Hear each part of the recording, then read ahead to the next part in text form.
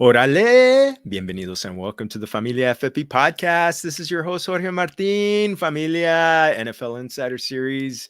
We are locked on today, Familia. We are locked in, locked on. It is on. It is so good. Make sure you are following Familia FFB on YouTube. Hit that like, hit that subscribe, hit those notifications. We're still in the early stages, so you can go back to the ones that you've already missed. But yes, there's going to be a lot more. Going 32 for 32, you're going to get some of the best information that you can possibly get leading into training camp, leading into your fantasy football drafts. Let's go, vámonos. And you know what? This is the fourth year of the Familia FFB NFL Insider Series, and we're going 4 for 4 with our invitado here, Tyler Rowland. I mean, I tell you, it is. He was one of the first people to say yes to this, to the invite. And I mean, we were just chatting. It's like old friends catching up, and I just had a blast. He's on Locked On Titans on the audio. Wherever you get your audio podcasts, also the YouTube channel. Make sure you're following it. Get in there, hit that like, hit that subscribe button. After you do this, go jump on his, because he gets some of the best film breakdowns out there. So Tyler, mi amigo, welcome. Thank you for joining us. Thank you so much. Always a great, flattering intro. Appreciate that, Jorge. Couldn't ask for more. But yeah, man, I love talking with you. Love diving into all the conversations every year, and we'll make it 5 for 5 next year too, for sure. I definitely plan to be back. Appreciate you having me again. Love it. Well, you know what? It's a new beginning in Tennessee, Nashville. Mm-hmm. Brian Callahan coming in as the new head coach, coming from that, a pretty pass heavy system over in Cincinnati. Correct. Obviously didn't call plays because Zach Taylor was the guy. So and I guess one of the underrated hires, Bill Callahan, bringing over his dad. I want to. Can you give me kind of a little bit of this, kind of the state of the union from the changeover to the new coach, and maybe kind of like, if we're going to see a big change from what has been a very run heavy approach under Mike Vrabel? Well, I think 100% we're going to see a different philosophical approach for the Titans on offense. I think on defense as well, but obviously we're, more focused on the offensive side of the ball here with Brian Callahan being an offensive coach. And you did mention he wasn't calling plays in Cincinnati. That was Zach Taylor. But Brian Callahan was intimately involved in their game planning.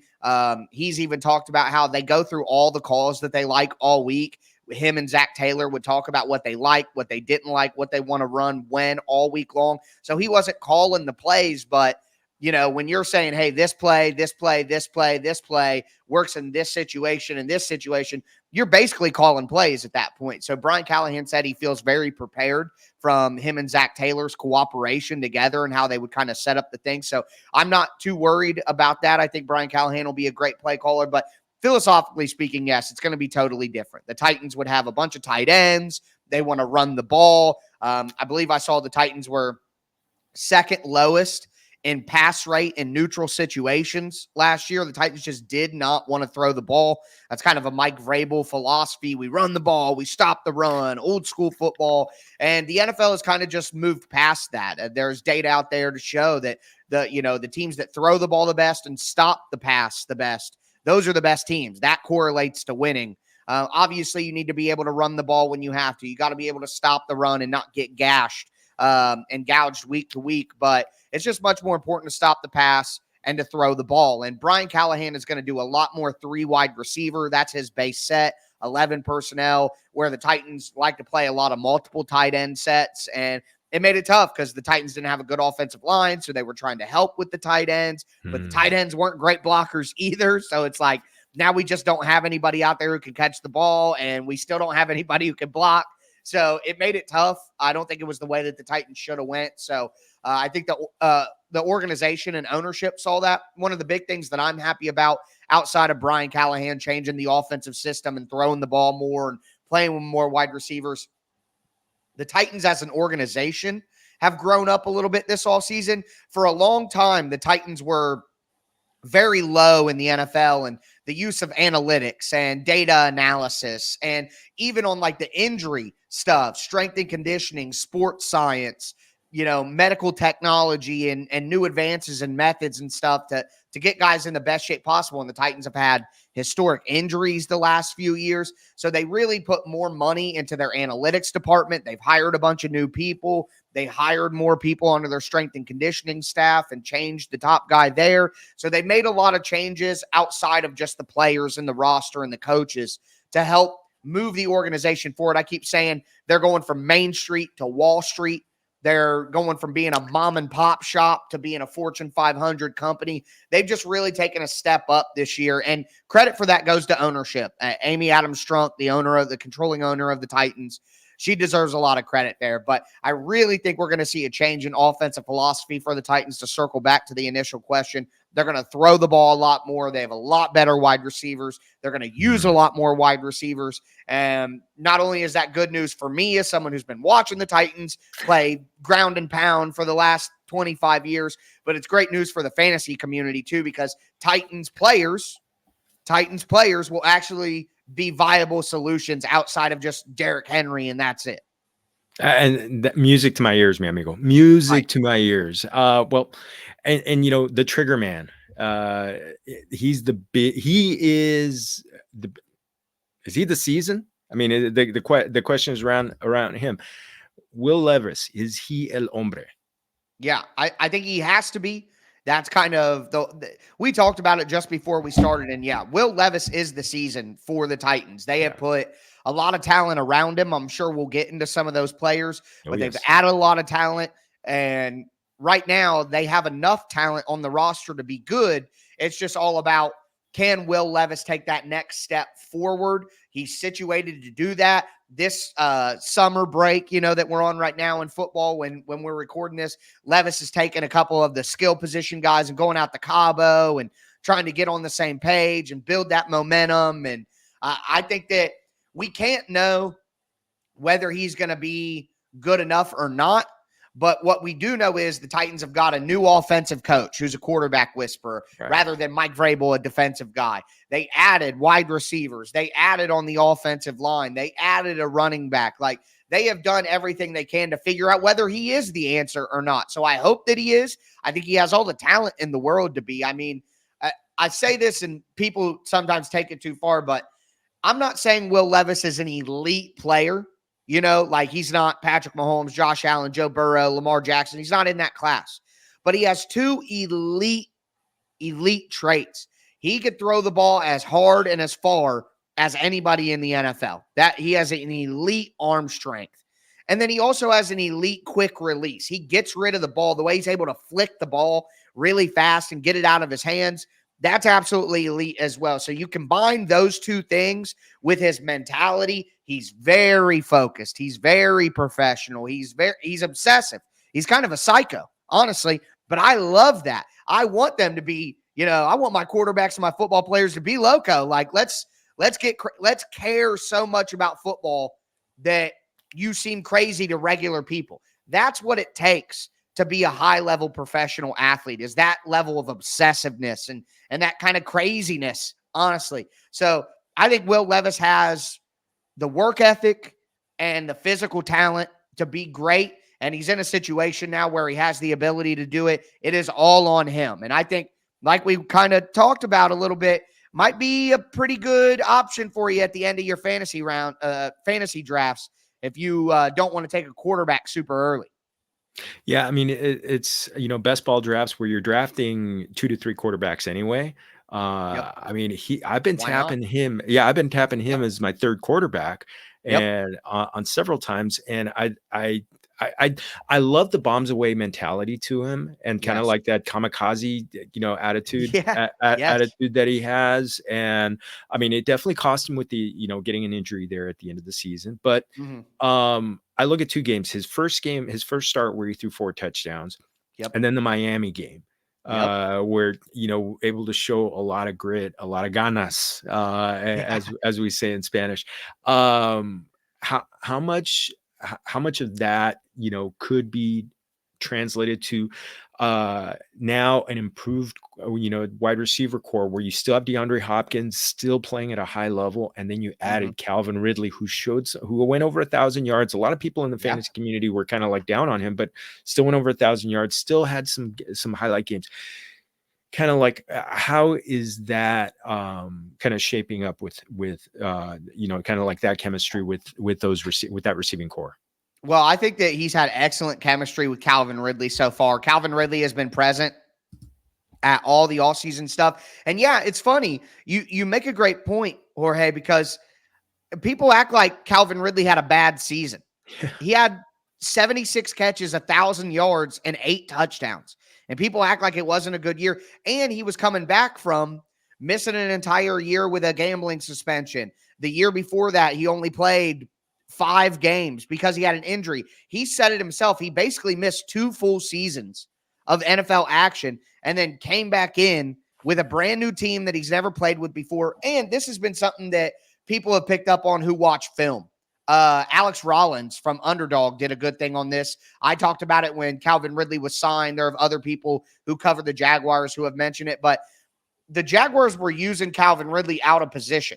They were using him as an X wide receiver, which is a guy who is on the line of scrimmage. And when you're on the line of scrimmage a lot, you got to deal with press coverage, with the cornerbacks being right up in your face all the time. And Calvin Ridley is a skinny guy. He's a fast guy.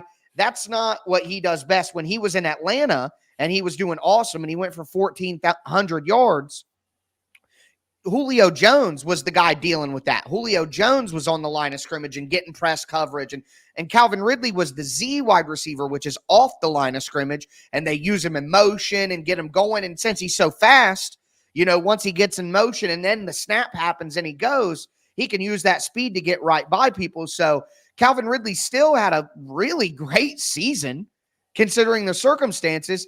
And that's while he was being misused within the offense in Jacksonville and out of his skill set. So now going to Tennessee, where you mentioned DeAndre Hopkins, Hopkins can be in that Julio Jones role where he's the guy dealing with the press coverage and playing physical, and that works for him. And now Calvin Ridley can be off the line of scrimmage and go in motion and move around and use that speed to his advantage. So we've seen great chemistry with Will Levis and Calvin Ridley early on in the summer workouts and summer practices.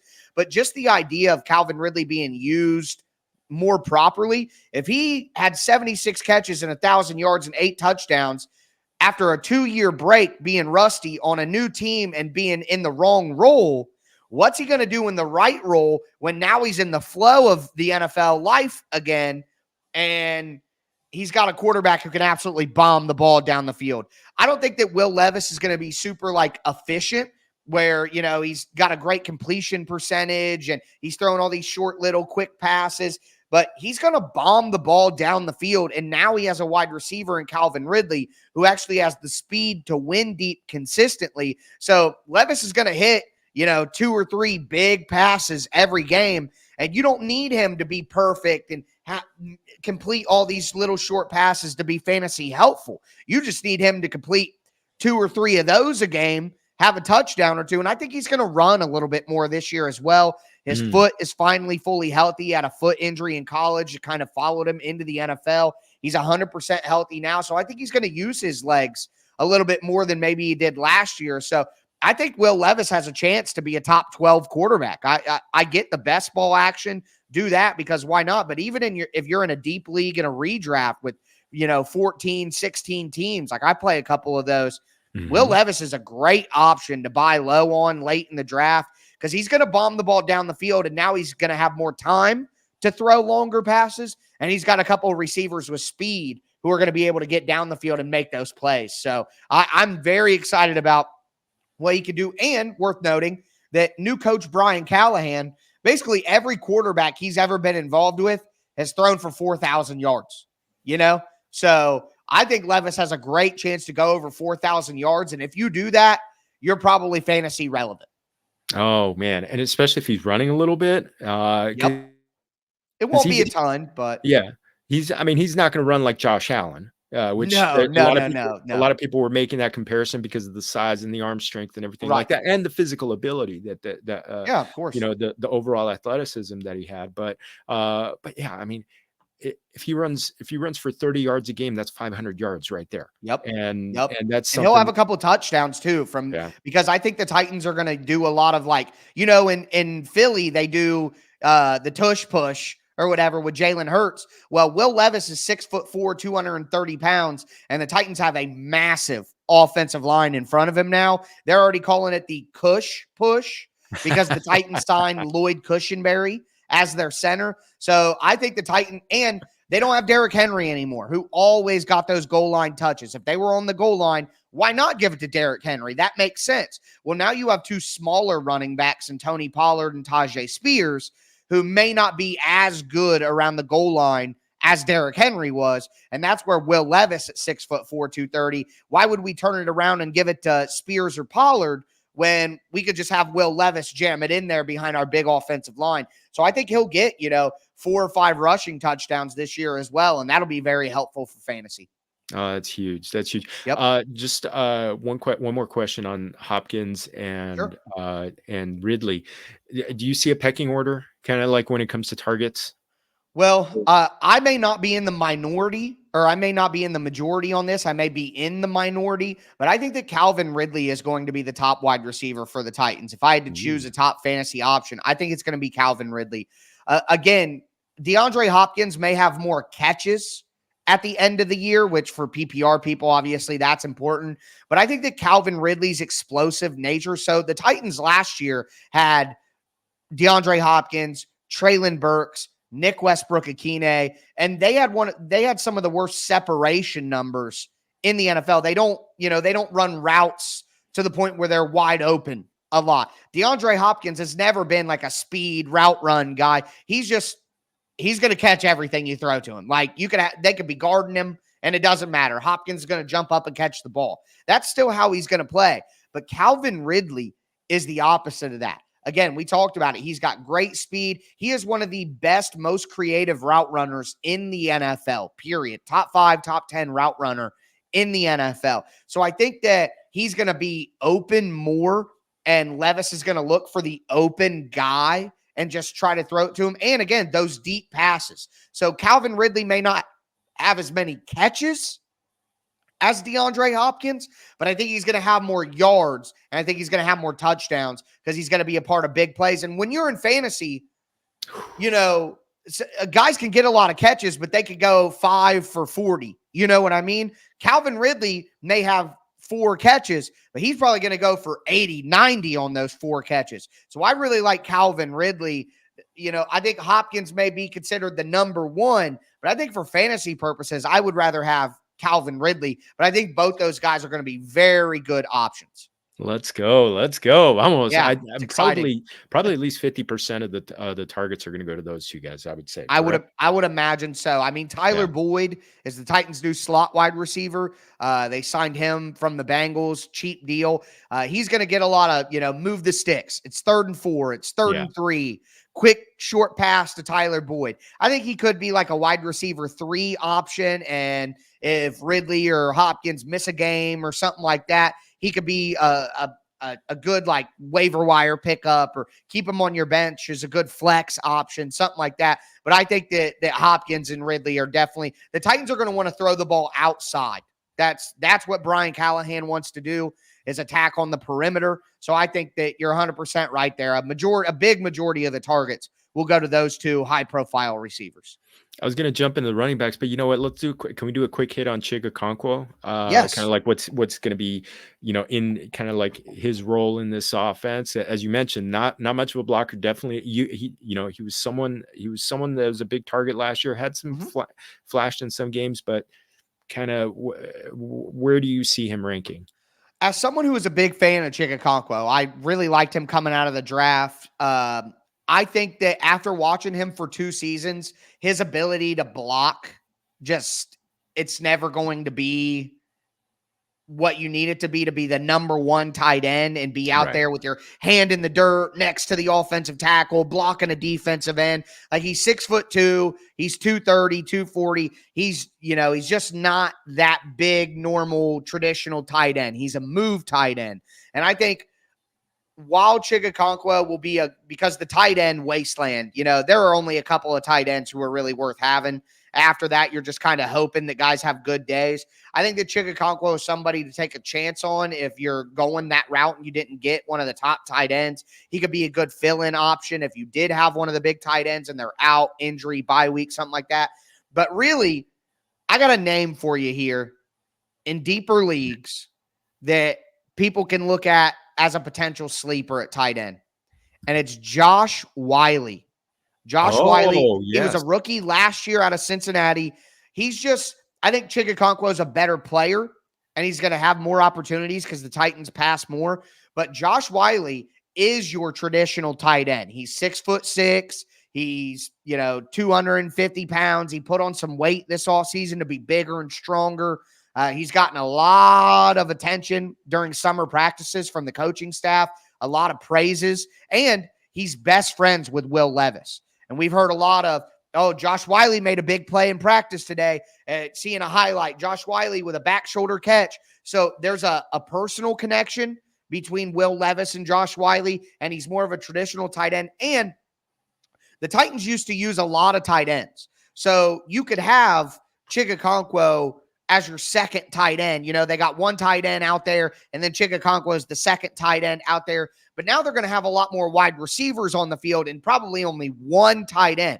And that one tight end that you have on the field has to be a traditional tight end that can block a defensive end, that can put his hand in the dirt, and I think that's more Josh Whyle. So Chigakonkwo may take a little bit of a step back. I know he's got high-end potential, and they're going to use him in clever ways. I just don't know if he's going to get consistent enough volume to be the fantasy option that people want him to be. But I think Josh Whyle in his second year steps into that tight end one role. And I don't know if he's going to be a top 10 fantasy option, but just a nice sleeper, whether you're in Dynasty, you're in Best Ball, you're looking for a second tight end on your redraft team. I think Josh Whyle could actually be a name that fantasy people need to pay attention to. Outstanding. Ooh, got me fired up. Okay, now. Yeah. Last week, I was on the Yahoo Fantasy podcast with Matt Harmon, and we talked about. Oh yeah, Matt's a he's a compadre. He's fantastic. We kind of tried to had a little fun looking at running back tandems that could be this year's David Montgomery and Jahmyr Gibbs, the two running back. And I threw out Pollard and Spears, Tony Pollard and Tyjae Spears, as a possibility. Wasn't one of the finalists. The team that won overall our little competition was Devon A. Chen and Raheem Mostert. Please stay healthy. But Pollard and Spears, there's been so much talk of them having similar skill sets. Yes. Can you kind of break down how this backfield is gonna shape up between the two of them? How the touches are gonna flow? So I think that both of these guys, you're 100% right. Their skill sets are so similar that they're going to be interchangeable out on the field. And I know that, to some fantasy people, that's like, oh God, I don't know who to pick, whatever. But I think if you look around the landscape, and I'm sure you guys did, there are very few like, oh, he's RB1. He gets, workhorse running back. He's getting all the love. Like most teams in the NFL now have a tandem. It's not uncommon. And I think both in that landscape, in that environment, both these guys are going to be fantasy relevant as RB2s. I think both of them are going to be solid. I think that Tyjae Spears will get more touches overall. He'll be used running the ball. He'll get work out of the backfield to throw the ball. And I think Levis will check down. Will Levis did not check down a ton last year. If the things were getting, the fire was rising, Will Levis said, I'm chucking it down the field. I think that he'll shoot out to the check down a little bit more and get the running backs more involved. Can't really do that with Derrick Henry. Derrick Henry's not a very good receiving back. So now that you have two running backs that you can dump it off to if you need to, he'll feel more comfortable and confident doing that. I think both running backs, again, have RB2 potential. What I would say is I think that this is like my DeAndre Hopkins versus Calvin Ridley conversation. I think that Tyjae Spears will get more touches, but I think that Tony Pollard, because he's a little bit bigger than Tyjae Spears, I think Tony Pollard is going to be the red zone back. He's going to be the goal line back. So if the Titans do run in a touchdown with a running back, it's probably going to be Tony Pollard. When they're, because we're seeing when the Titans were running 7-on-7 red zone drills, it was Tony Pollard that was out there mostly with the first team. So I think because he's a little bit bigger than Tyjae Spears, the Titans are going to use Tony Pollard closer to the goal line. And that, when you have all these RB2s and all these committee backs, one touchdown can be a major difference. So I think that Tony Pollard gets the ball a little bit less than Tyjae Spears, even though it'll be very close. But I think Tony Pollard scores more touchdowns this year, and that'll make him just a touch better as a fantasy running back. So for me, it's less about, how good they are as players and about what they're going to do most often role-wise within the offense. And I think Tony Pollard is the red zone running back more often than not and gives him more chances to get touchdowns. So I would have Tony Pollard ranked just a little bit above Tyjae Spears, but I think both of them could be solid RB2, mid RB2, low end RB2 options, good flex options, definitely, if you're in a league with a little bit less people. And they're both bargains right now. They're both, around pick 100, after pick 100.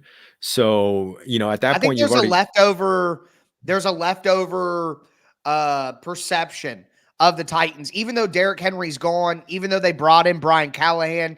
When your average fan looks and sees Titans, they think, oh, that's not an offense I want anything to do with. You know what I mean? And I get it. I do get that, why that is the case. But I think that people will find out, in the first month, halfway through the season, oh, this is not the Tennessee Titans I remember. So if you can be ahead of that and know going into your draft, hey, this team's going to throw the ball a lot more. Team's going to be way more explosive on offense than they have been. Just philosophically, they're going to want to be more explosive on offense.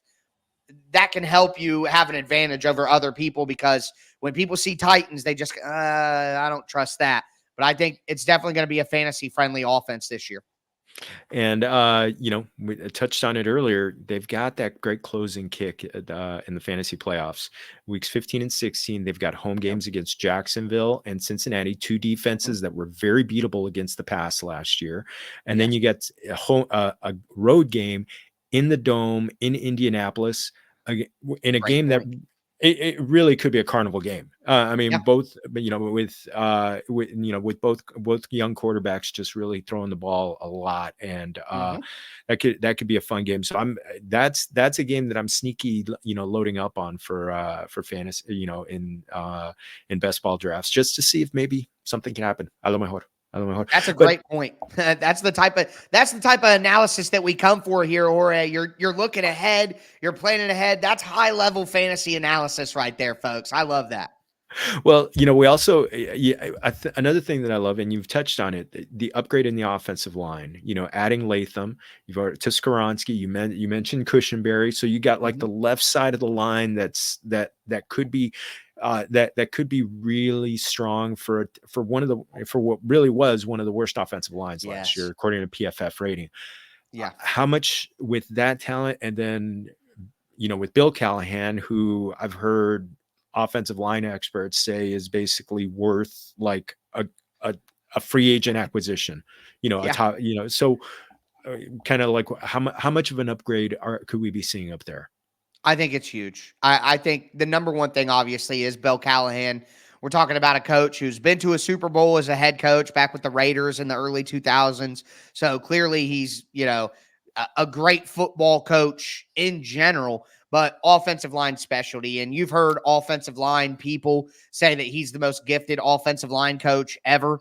I think that a guy in Philadelphia, Jeff Stoutland, he deserves his credit. He's a great offensive line coach as well, but Bill Callahan's right there with him as some of the most gifted offensive line coaches in the history of the sport. I think that cannot be understated. And the big thing is he's kind of handpicked some of these players. J.C. Latham, according to Diana Rossini from The Athletic, was Bill Callahan's favorite offensive tackle in the NFL draft. So that's a great sign. And then Bill Callahan told the Titans to go out and sign Sadiq Charles, who played his first 4 years in Washington, was a mid-round pick out of LSU. Sadiq Charles right now is slated to be the starting right guard for the Titans, and he's bigger-bodied guy than what the Titans had. Daniel Brunskill, Dylan Radins, guys like that. And Sadiq Charles is 10 pounds heavier than those guys and much more of a power player, moving these sleds around. And I think that the Titans will have questions on the right side with Charles, who's kind of just been average so far in his career, and whoever ends up playing at right tackle, whether it's Nicholas Petit-Ferrer or John Ojukwu, or Bill Callahan also brought over 2 guys from Cleveland last year, and Leroy Watson and Garon Christian, who are offensive tackles.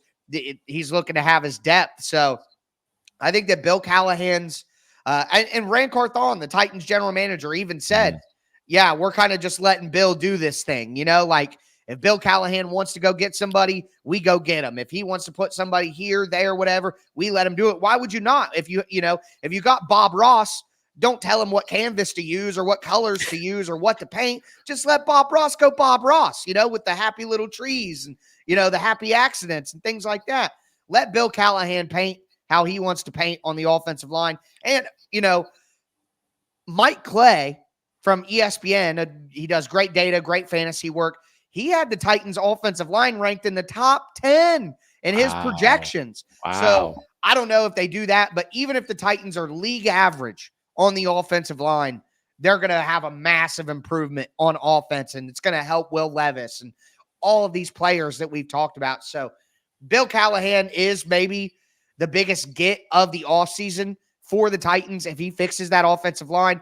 But J.C. Latham has been incredibly impressive early on, as impressive as a rookie could possibly be early on. And for the Titans, who have had terrible first-round picks, for the last, Skoronski is going to be fine, but even him, he wasn't showing out the way that Latham is right now. Latham's just a bigger personality in general, so that makes sense. But I'm very excited for what this offensive line can be. It should be very much improved this year. Another offseason. When we talk next year, we should be talking about a top 10 offensive line in the NFL, certified and stamped.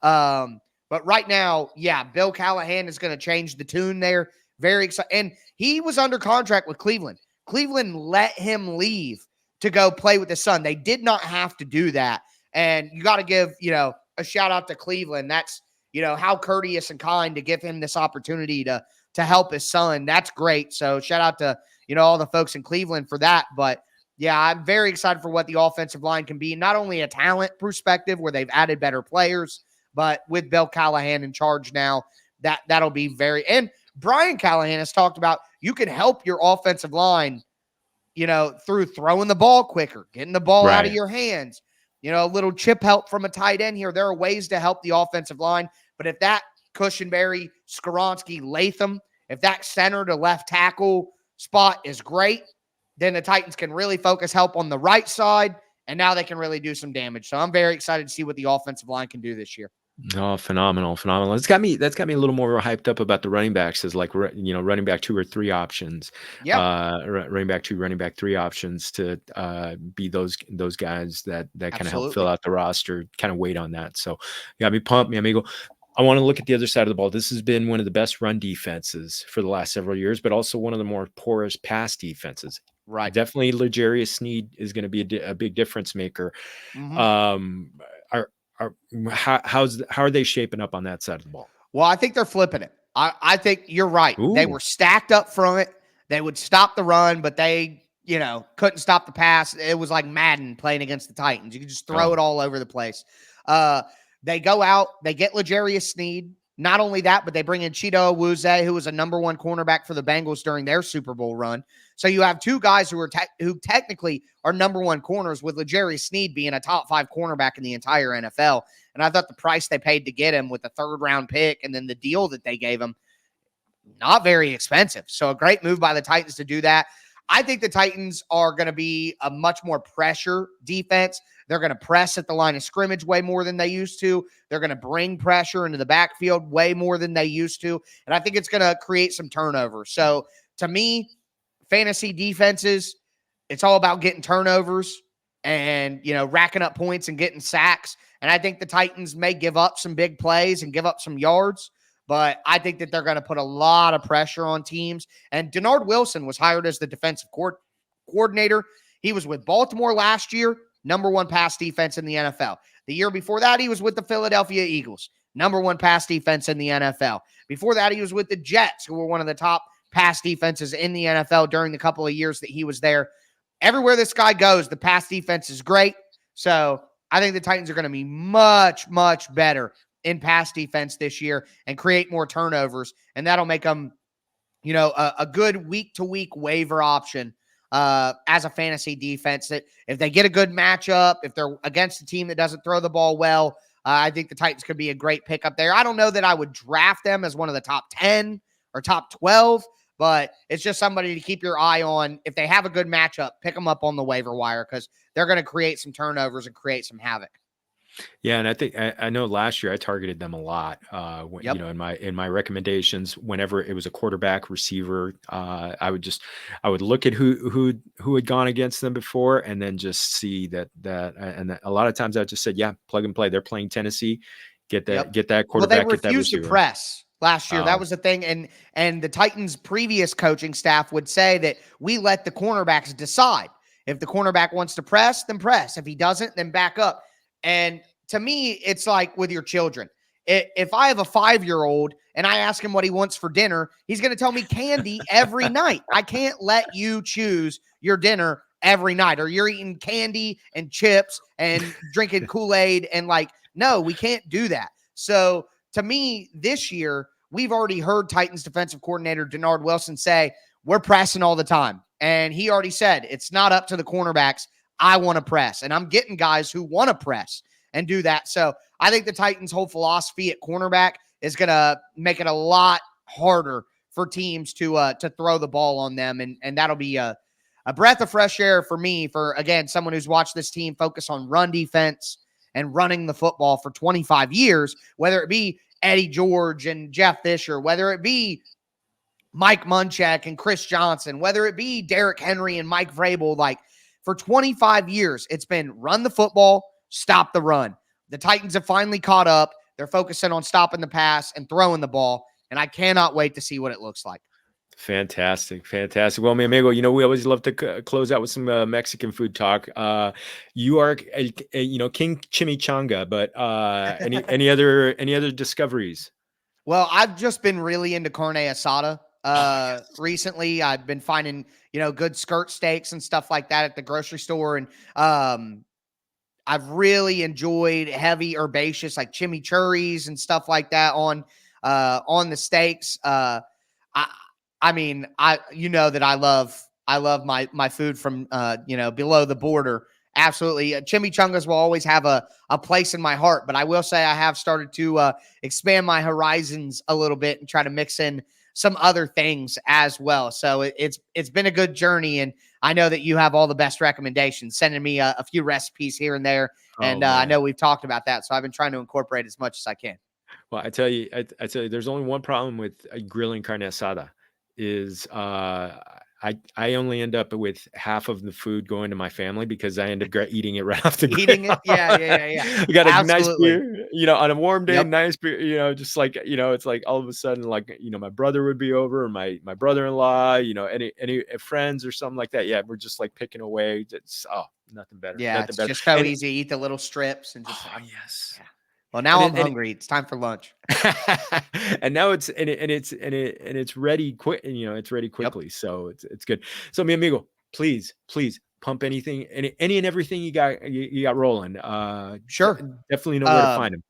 Locked On Titans podcast is my baby. Obviously that's on YouTube, any podcast platform that you use, you can find Locked On Titans. Also, as we were talking, I did start a new YouTube channel focused solely on film. And what I would tell you is, even if you're not a Tennessee Titans fan, I think just watching my film breakdowns makes you more knowledgeable about the game of football, learning individual technique, coverage concepts, plays that people run typically on offense. So even if you're not a Titans fan and I make my videos about the Titans, you're still going to be able to learn a lot about football in general, just inherently from the conversations that we're having there. So at TicTacTitans on Twitter, also at TicTacTitans on YouTube. That's the film channel. So those are the two places where you can find my content. And again, add in Twitter, X, whatever we want to call it nowadays, at TicTacTitans there, where I'm always saying some fun things as well. Oh man. And Locked On Titans, Familia, if you're become an everydayer, because you're going to get great stuff. So, mi amigo, Tyler, muchas gracias. Muchas gracias for joining us. And thank you, everybody. Muchas gracias, familia, for joining us again as a part of our NFL Insider series. Gosh, this has been so good. I'm always so hyped whenever I get to talk to Tyler. So everybody, also remember, follow me at Jorge Martin 17 on Twitter. Make sure you're following Familia FFB on YouTube. Hit that like, hit that subscribe, get more great shows just like this one. Let's go, let's go, let's go. And time for us to go. Muchas gracias, everybody. Remember, todos somos familia. Salud.